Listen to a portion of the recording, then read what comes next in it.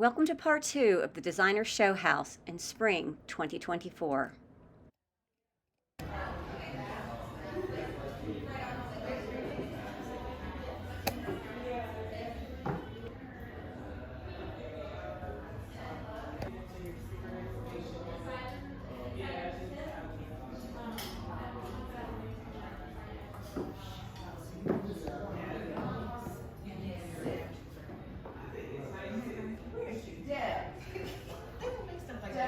Now, when I bought it, it was this color, so I had to like strip it. But then I was like, what?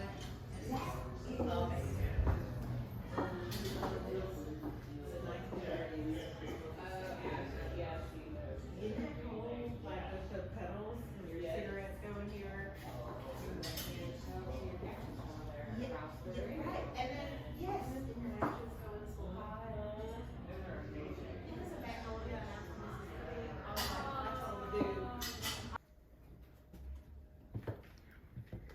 Hi, how are you? Great, how are you? Can you please introduce yourself and tell us about your firm? Sure, I'm Matthew Weldon from the house at 396 Interiors, and this is our room for the Southeastern Designer Showhouse in 2024. It's spectacular. I have so many questions about this room. So first of all, tell me about your thought process. It's so different than anything in the house. So what were you thinking? Sure, this room is inspired by the Bloomsbury Group, which is a popular group of artists in London in the 1920s and 30s. They lived in a house outside of London called the Charleston House. So fortunately for them, they all came from large families and inherited a lot of furniture. And on the weekends, they'd get bored and start painting things. So they'd paint the furniture, paint the walls, paint anything they could get their hands on. And lucky for us, the painted furniture and their portraits became more famous than their antiques. So one of the inspirations here is to show people that you can mix fine antiques and more bohemian art styles and kind of a clash of cultures. So this particular room is an artist in residence where the artist comes into the space.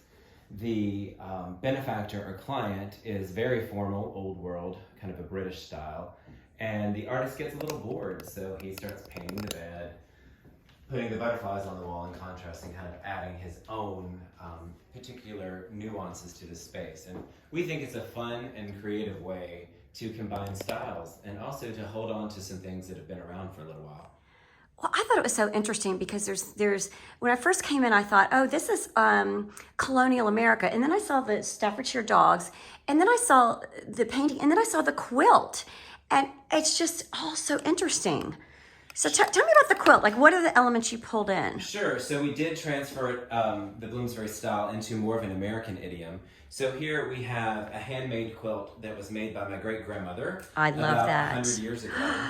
So, of course, it keeps my family happy that we hang on to these things. And also, on the floor here, you can see this American loop rug. Love it. That was also made by my great-grandmother about 100 years Oh, ago. my goodness. And that same style was popular in the Charleston group in Charleston House, or the Bloomsbury group at Charleston House. So what's fascinating to me is worlds apart, the same style of handwork was happening across the ocean. Across the pond. So here we've taken a geometric quilt and we've put it on a Victorian nursing chair. And we've all been trained not to like this Victorian, quote, lollipop shape. But by taking a very geometric and graphic quilt, we feel like we give it a new life. If we use this probably in a current design project, we'd put it in a foyer as a great place to put your handbag or jacket if somebody came to see you. I didn't know it was called a nursing chair. Yes, it is, and that's because it's so much lower to the floor. Yeah. And it's convenient for a wet nurse or a mother at night to sit closer to the fire to nurse the baby. Oh. And we all like to say, if you accidentally drop the baby, it doesn't have too far to fall. All right, so tell me the butterflies you were talking about Sure, too. the butterflies, these are taxidermied butterflies from Taiwan and Thailand. And that's part of the Victorian curiosity period, which would be 19th century. And what we've discovered is the Victorians were very curious people. And what they were figuring out is what I call divine art or nature, and then replicating it in their own work. And if you walk through here to the artist's study after looking at the taxidermied butterflies, You'll see here that we move into the photorealistic period. This is a watercolor by an artist, Karen Gerard, out of Los Angeles. And so what she's done is a photorealistic watercolor that looks like a taxidermy butterfly. And then we move into here, where I've taken a modern abstraction of the same butterfly and done it onto this lampshade. Did you do that? I did it myself. That's So fantastic. it's fun. So what we're trying to show here is you can take the same theme or the same style and move it through periods. And it helps yes. connect these, what we would call curated or collected rooms. We do have quite a few storylines that run through our work, but we like to show people that you can take things from different periods and combine them as long as they have a common thread. I just love it. This room is so cozy. I want to just sit in here and have many cocktails because the bar is so great. Did you paint those lampshades? I did. We rescued these lamps from what we'll call an estate sale, and we painted them in a Bloomsbury style. When I found them, I didn't really like their current condition. But this lovely ball and stick pattern here, you'll see it recurs on the foot of the bed. I know I'm taking you on a tour of the No, room, please do. I love but it. you'll see it here on the foot of the bed here. And then also, if we look up, you'll see the same ball and stick moving up into this mid-century modern. Oh Sputnik. my goodness. That's just, it's a circle. It fits all fits And in. then interpreted once again in these lovely console lamps by Gabby. And so we've taken that shape and used it throughout the room. And finally, you'll see it on probably the earliest style piece here of this chest on stand, which is a William and Mary style. And this would be from the late 17th century. So you'll see the same circular and stick patterns. It's beautiful. Where is that? Is it a vintage piece or is it? Where is a it current from? piece. This is made by Justin Van Breda, London. They're based in London. Oh my gosh, it's just as gorgeous inside as outside. That is a brilliant piece. I wanted that for jewelry, my jewelry. Yes, it would be Look great at for a that. bathroom or for a hallway. And it does have plenty of places to hide things. We've seen several sets of grandmothers come in and say this would be a great candy cabinet for my kids. And Well, grandkids. jewelry's candy, so that's what I'm going to use it for. You say kid jewelry or adult jewelry, it's all the same. So That's like, you would never know that. It's just hidden. It's a hidden piece. So in something like this would also be important in a historic British home or a home of history, because this is late 17th century, and it's a subtle way of letting people know that your family's been in power for a very long time. So we often associate styles like this with the establishment or with very grounded homes, and maybe we don't understand why. But part of our goal at the House of 396 is to help people understand the historical precedent behind a style, so then you can better understand the emotions that it might bring to you. Another example of that would be these Chinese export vases, which we've all seen our entire lives. Yes. Or we all know blue and white china is very traditional. Yes. This was popular during the Grand Tour period, which happened from the 17th century Yes. all the way through the 19th and early 20th century. And that is where young aristocratic men would travel what we then refer to as the Orient, which just merely means east of England. Yes. And they would travel to learn about art and antiquities. And when they came home, they had these souvenirs of their travels, and it was a way of letting people know that they were educated and wealthy enough to travel. So that helps us understand why we've always associated these things as very traditional. And then you'll see things like these Staffordshire dogs that we all remember had their big time in the late 90s and early 2000s. Yes. And we like to rework them to show them in a new, fresh light. And we've based it here with a modern bronze Love by that Corbin bronze. of a flower motif, which also reoccurs in our American folk art bed. Oh my goodness. So you can see it there again on the headboard. Yes.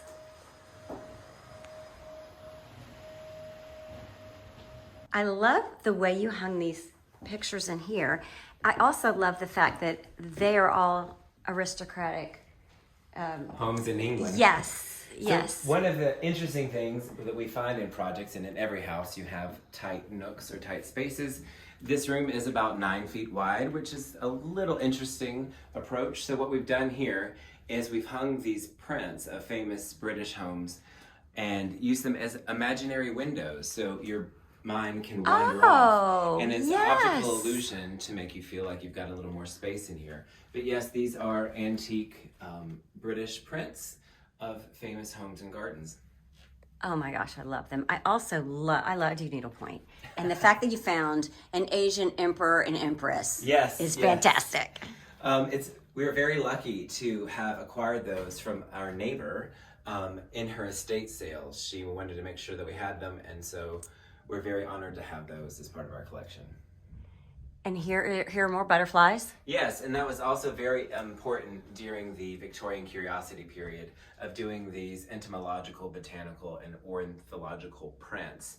People were more interested in science, and you would see quite a few of these more academic drawings, as well as the introduction of a lot of taxidermy into homes. Well, this guy, I love this because he's like hiding, but he wants to be part of the party. Yes, he's our little furry friend that hides in the corner. I love him. He's very well trained and doesn't move around too often. I wouldn't say that I'm a hunter at all, but I do respect and preserve the beauty of vintage taxidermy. This is neat. What is this? This is a ram's horn ashtray. Okay.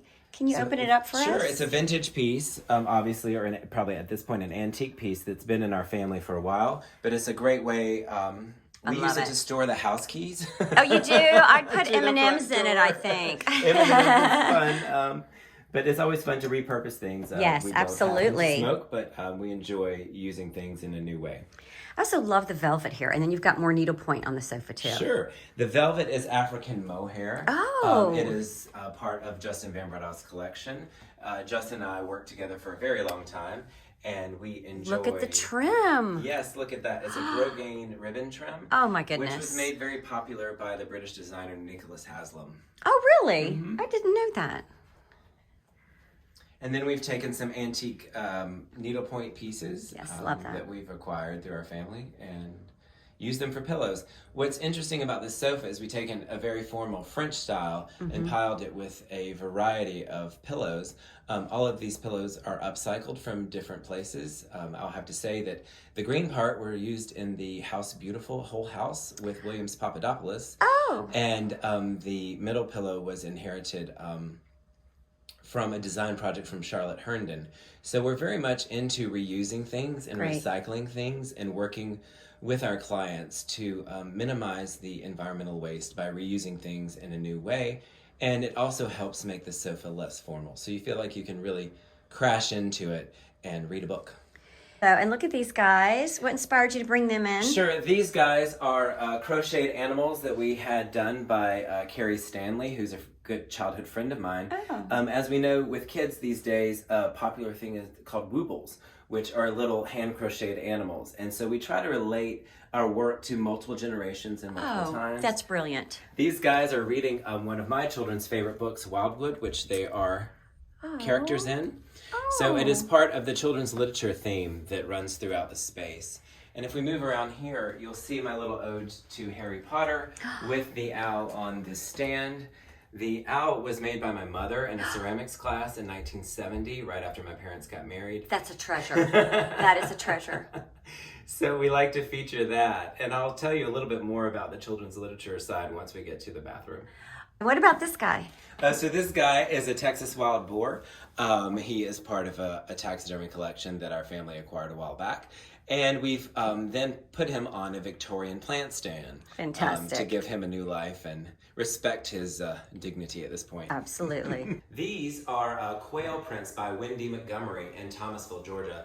And so we like to represent the local artists that we know and their support of wildlife. Wendy often works with the Thomasville Antique Show and also Tall Timbers, which does land conservancy for plantations in South Georgia. So we're happy to support them and their movement to protect the environment. Fantastic.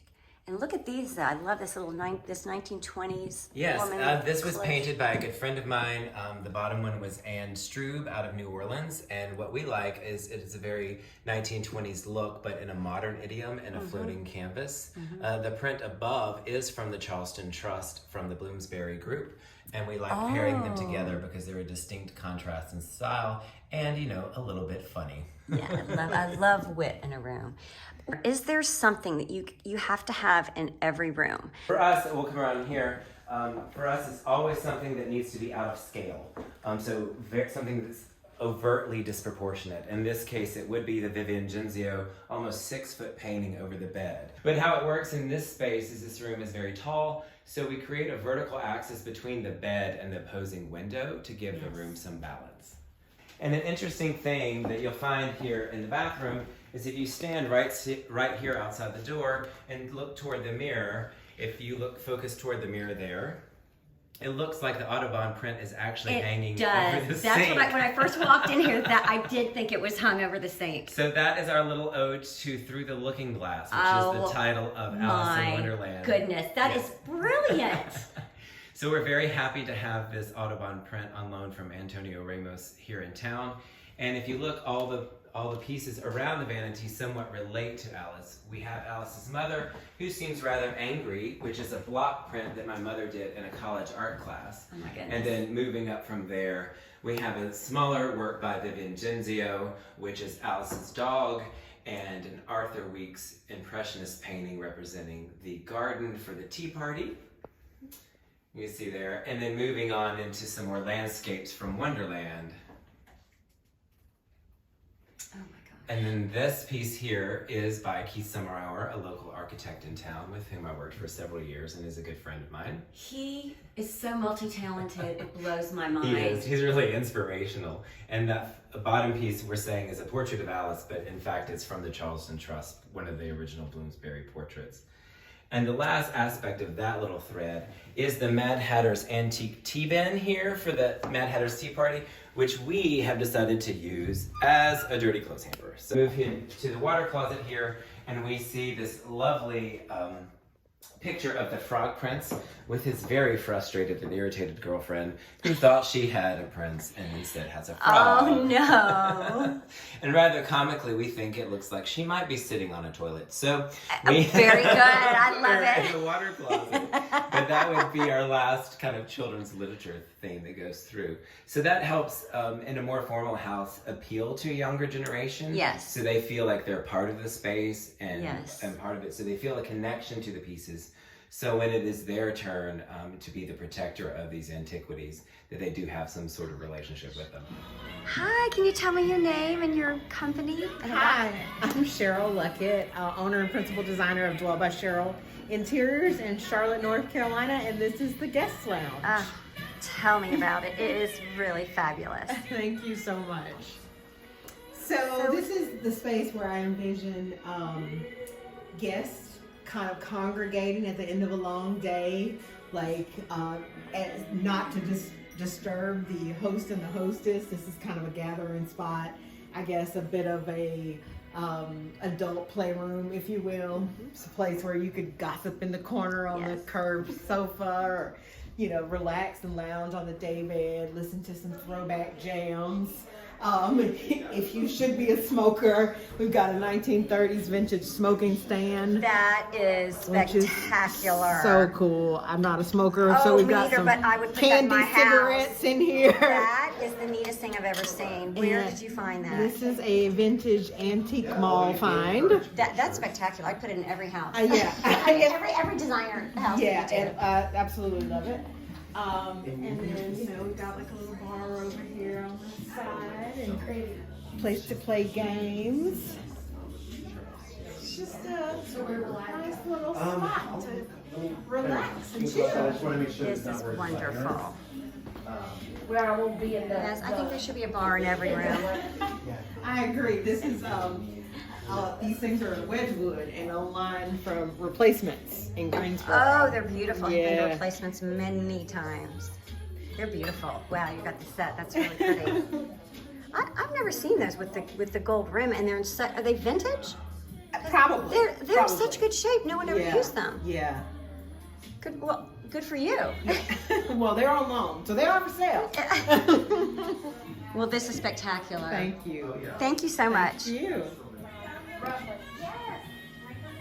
So, yes, so I worked with the farm with Nathan.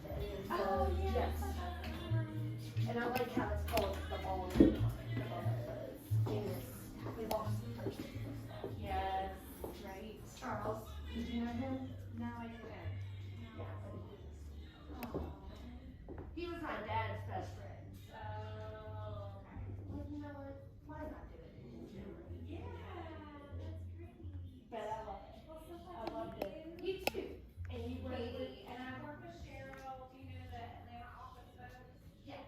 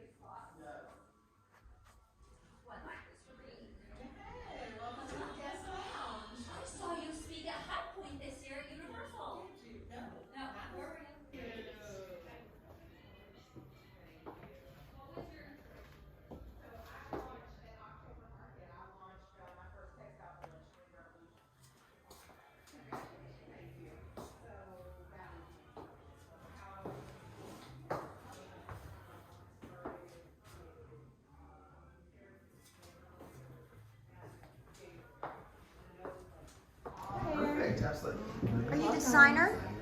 I work for the designer. Oh, can you tell me about the room? Sure.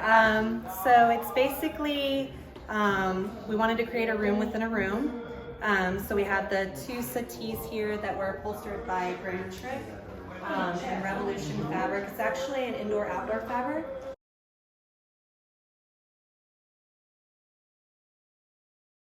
So we kind of designed it so that it could be like a respite from the pool. It could be a nighttime lounge. Look at the chandelier. Did you have that made? It's from actually Ramble Interiors. It's we got it from Etsy. Yeah. Oh, interesting. And the painting was the starting point for the whole room. The painting is fantastic. Where did you find that? So it's from City Issue. It was painted in 1988. It's by Jane Fisher. And then I'll go over a little bit. Okay.